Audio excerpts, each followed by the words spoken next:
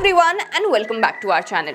देखिए, अगर हम वर्ल्ड में सबसे वेल्दीएस्ट लोगों की बात करें तो सबसे पहले नाम आता है इलॉन मस्क, जो कि टेस्ला कंपनी को ओन करते हैं। उसके बाद नाम आता है जेफ बेजोस, जो कि अमेज़न को ओन करते हैं। और फिर नाम आता है बिल गेट्स का, जो कि माइक्रोसॉफ्ट कंपनी को ओन करते हैं।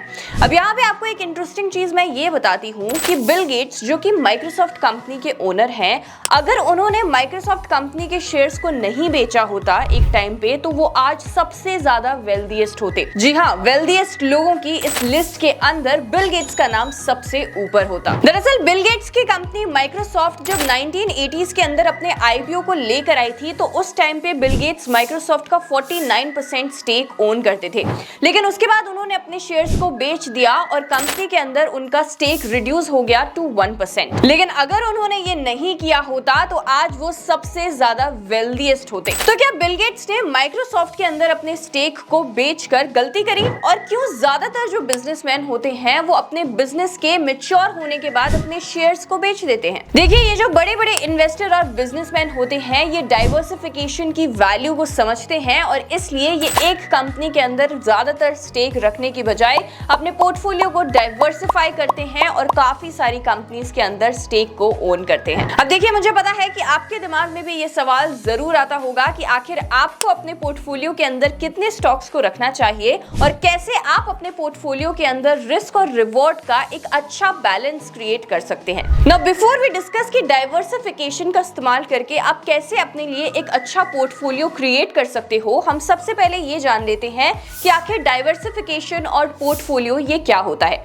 तो अगर हम डाइवर्सिफिकेशन की बात करें तो आप इसे एक एग्जांपल से समझ सकते हो कि मान लेते हैं कि आपने ज्यादातर अपनी जो इन्वेस्टमेंट्स हैं इन्हें फाइनेंशियल सर्विसेज सेक्टर के अंदर कर रखा है। अब जैसे कि आपको पता होगा कि फाइनेंशियल सर्विसेज सेक्टर के अंदर बैंक्स आते हैं और जो बैंक्स हैं ये बाकी सारी कंपनीज से काफी ज्यादा वॉलेटाइल होते हैं। तो होता क्या है कि जब ओवरऑल मार्केट के अंदर काफी ज्यादा वॉलेटिलिटी आ जाती है तो ये बैंक्स का जो शेयर प्राइस होता है ये काफी ज्यादा फ्लक्चुएट करने लगता है in comparison to other companies. तो अगर आप ज्यादातर अपना इन्वेस्टमेंट फाइनेंशियल सर्विसेज सेक्टर के अंदर रख रहे हो तो इसका मतलब है कि आप ज्यादा रिस्क से अपने पोर्टफोलियो को एक्सपोज कर रहे हो। आपने कई बार देखा होगा कि मार्केट के अंदर जब डाउनफॉल देखने को मिलता है तो जहां सभी स्टॉक्स नीचे गिरते हैं वहां एफएमसीजी स्टॉक्स ऐसे होते हैं जो या तो कम रेट से नीचे गिरते हैं या फिर वो बिल्कुल भी नीचे नहीं गिरते हैं। तो डाइवर्सिफिकेशन का मतलब यही है कि आपको एक सेक्टर में बहुत ज्यादा इन्वेस्ट नहीं करना चाहिए या फिर आपको एक इन्वेस्टमेंट टाइप के अंदर बहुत ज्यादा इन्वेस्ट नहीं करना चाहिए।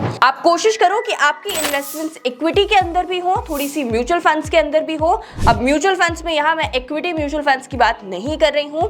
You can also invest in debt instruments जहां पे रिस्क थोड़ा सा कम होता है। और रियल एस्टेट और गोल्ड के अंदर तो आप अपने पोर्टफोलियो के रिस्क रिडक्शन के लिए इन्वेस्ट कर ही सकते हैं।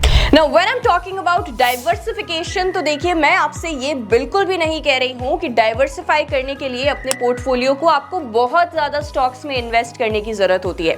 डाइवर्सिफिकेशन का ये मतलब नहीं होता कि आप अपने पोर्टफोलियो के अंदर बहुत सारे स्टॉक्स में इन्वेस्ट कर दो, क्योंकि बहुत सारे स्टॉक्स में इन्वेस्ट करना इस चीज की गारंटी नहीं देता कि आपका पोर्टफोलियो एक्चुअली डाइवर्सिफाइड है। क्योंकि हो सकता है कि आपने सेम सेक्टर के बहुत सारे स्टॉक्स में इन्वेस्ट कर दिया हो, तो उससे आपका पोर्टफोलियो डाइवर्सिफाई थोड़ी ना होगा। उल्टा आप ये फोकस करो कि भले ही आप 3 से 4 स्टॉक्स को अपने पोर्टफोलियो के अंदर रखो, लेकिन ये 3 से 4 स्टॉक्स जो होने चाहिए ये अलग अलग सेक्टर्स के स्टॉक्स होने चाहिए। जहां पे एक स्टॉक ऐसा आप रख सकते हो जो आपको ज्यादा रिटर्न्स दे सकता है, जिसमें ज्यादा रिस्क है, तो वहीं आप एक स्टॉक अपने पोर्टफोलियो के अंदर ऐसा रख सकते हो जो आपको बहुत ज्यादा एक्सपोनेंशियल रिटर्न्स नहीं दे सकता लेकिन स्टेबल रिटर्न्स देता है और वहां पे रिस्क कम रहता है। So to earn profits in the stock market it is really important that you build a diversified portfolio. अब देखिए, अगर मैं डाइवर्सिफिकेशन की बात कर रही हूं तो मैं आपको ये भी बताऊंगी कि बहुत बार डाइवर्सिफिकेशन करने के चक्कर में लोग अपने पोर्टफोलियो को ओवरली डाइवर्सिफाइड कर लेते हैं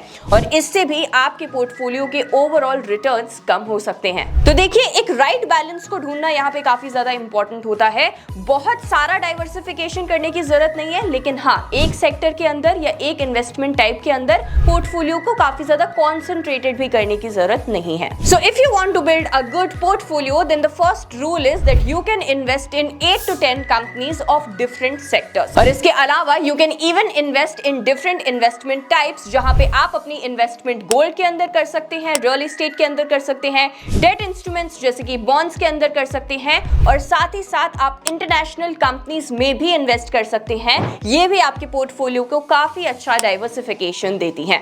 अब जैसे कि अगर आप माइक्रोसॉफ्ट को ले लें, एप्पल को ले लें, एनवीडिया जो कि काफी अच्छा कर रही है उसे ले लें, तो क्योंकि ये कंपनीज ग्लोबली काफी ज्यादा अच्छी परफॉर्म करने वाली कंपनीज हैं, they can give your portfolio a very good diversification and can also hedge your portfolio against the risk. Now another thing to note if you want to make a good profitable portfolio is कि अगर आप किसी भी stock में invest कर रहे हैं तो आपको ये मेक श्योर करना है कि आप उस स्टॉक में एक लंबे टाइम के लिए इन्वेस्ट करें, क्योंकि देखिए मार्केट में उतार चढ़ाव लगा रहता है। और अगर आप मार्केट को टाइम करने की कोशिश करेंगे, अगर आप ये सोचकर बैठेंगे कि मार्केट जब नीचे गिरेगी तभी हम इन्वेस्ट करेंगे, तो देखिए मार्केट को कोई भी एक्यूरेटली प्रेडिक्ट नहीं कर सकता है और आप यहाँ पे इन्वेस्ट करने में पीछे रह जाएंगे और उसके बाद आप पछताएंगे कि क्यों आपने उस वक्त उस स्टॉक में इन्वेस्ट नहीं किया।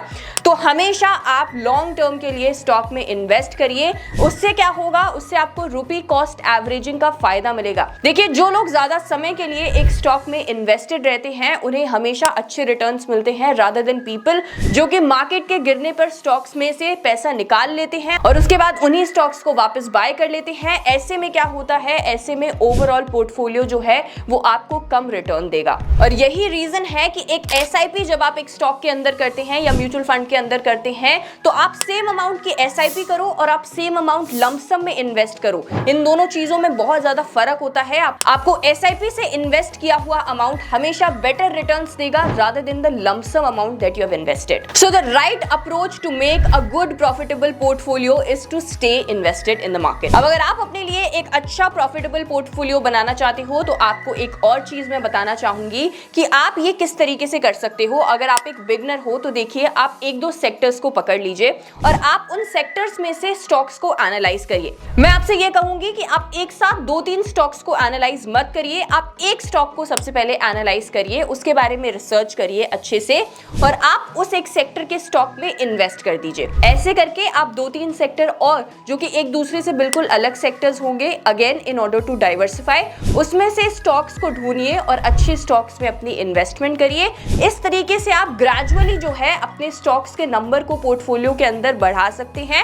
इससे आपको अच्छे रिटर्न्स मिलेंगे और आप पूरी रिसर्च के साथ इन्वेस्ट कर रहे होंगे तो आपको भी इस चीज का कॉन्फिडेंस रहेगा कि मार्केट में किसी भी तरीके की मूवमेंट हो लेकिन आपको लॉन्ग टर्म के अंदर अच्छे रिटर्न जरूर मिलेंगे। देखिए अगर आप बड़े बड़े इन्वेस्टर्स के पोर्टफोलियो को देखेंगे और ये सोचेंगे कि इन्होंने तो बहुत सारे स्टॉक्स में इन्वेस्ट कर रखा है तो आज से इन्वेस्ट नहीं कर रहे हैं, वो काफी टाइम से इन्वेस्ट कर रहे हैं और इसलिए आज की डेट में उनके पोर्टफोलियो के अंदर इतने सारे स्टॉक्स हैं। आप भी ग्रेजुअली धीरे धीरे अपने पोर्टफोलियो के अंदर नंबर ऑफ स्टॉक्स को इंक्रीज करेंगे by doing a proper research on every stock that you are investing in, तो आपको भी एक अच्छा profitable portfolio after a certain period of time मिल जाएगा। Now if you found the video helpful and informative please इसे अपने friends and family के साथ शेयर करिएगा और ऐसी और वीडियोस के लिए हमारे चैनल को सब्सक्राइब करना बिल्कुल भी मत भूलिएगा। बेल आइकन को भी प्रेस कर दीजिएगा ताकि ऐसी और वीडियोस की नोटिफिकेशन आपको मिलती रहे। Thank you so much for watching. I will see you in the next video.